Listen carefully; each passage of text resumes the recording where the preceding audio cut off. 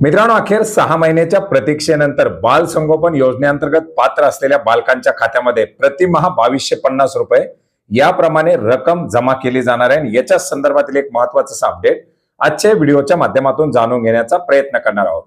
नमस्कार मित्रांनो, मी प्रभाकर। आपण पाहत आहात आपले माहिती केंद्र। चॅनलवरती नवीन असाल तर सबस्क्राइब करायला विसरू नका, जेणेकरून असेच नवनवीन अपडेट सर्वात प्रथम आपल्यापर्यंत पोहोचतील। मित्रांनो, राज्यामध्ये निराधार निराश्रित जे काही अनाथ बालक आहेत यांच्यासाठी राबवली जाणारी एक महत्त्वाची अशी योजना म्हणजे क्रांती ज्योती सावित्रीबाई फुले बाल संगोपन योजना। 2023 पासून या योजनेचं नाव बदलून या योजनेमध्ये सुधार करण्यात आला आणि प्रति बालक 2250 रुपये एवढं अनुदान देण्यासाठी योजनेला मंजुरी देण्यात आलेली आहे।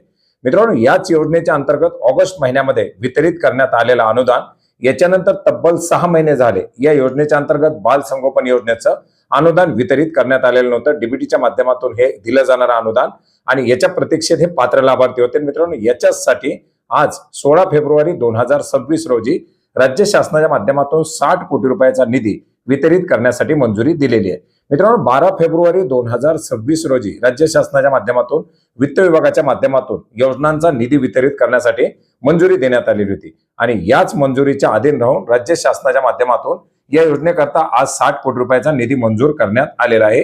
मित्रांनो, राज्यामध्ये आपण जर पाहिलं तर अनाथ निराश्रित निराधार बेघर संरक्षण व निवाऱ्याची गरज असलेल्या 0 ते 18 वयोगटातील मुला मुलींना संस्थेत दाखल करण्याऐवजी पर्यायी कुटुंब उपलब्ध करून दिलं जातं आणि या पर्यायी कुटुंबाच्या माध्यमातून त्यांची देखभाल व्हावी यासाठी 1975 पासून ही योजना राबवली जात आहे। याच योजनेच्या अंतर्गत आता डीबीटीच्या माध्यमातून अनुदान वितरण करायला मंजुरी दिलेली आहे आणि या योजनेच्या अंतर्गत आता जे बालक पात्र आहेत अशा बालकांना अनुदान वितरण करण्यासाठी या योजनेच्या अंतर्गत तरतुदीत करण्यात आलेला 60 कोटी रुपयाचा निधी आज 16 फेब्रुवारी 2026 रोजी वितरित करण्यासाठी मंजुरी देण्यात आलेली आहे। लवकरच या पात्र असलेल्या बालकांच्या खात्यामध्ये डीबीटीच्या माध्यमातून या अनुदानाचं वितरण केलं जाणार आहे। मित्रांनो, या योजनेच्या अंतर्गत अनुदानाचं वितरण केलं जात असताना नवीन काही मार्गदर्शक सूचना बदलण्यात आलेल्या आहेत, ज्याच्याबद्दल आपण यापूर्वीच्या एका व्हिडिओच्या माध्यमातून माहिती घेतलेली आहे। तो व्हिडिओ जर तुम्ही पाहिलेला नसेल तर डिस्क्रिप्शन बॉक्समध्ये तो व्हिडिओ देखील पाहू शकता, जेणेकरून आपल्याला योजनेबद्दलची अधिक सविस्तर अशी माहिती मिळेल।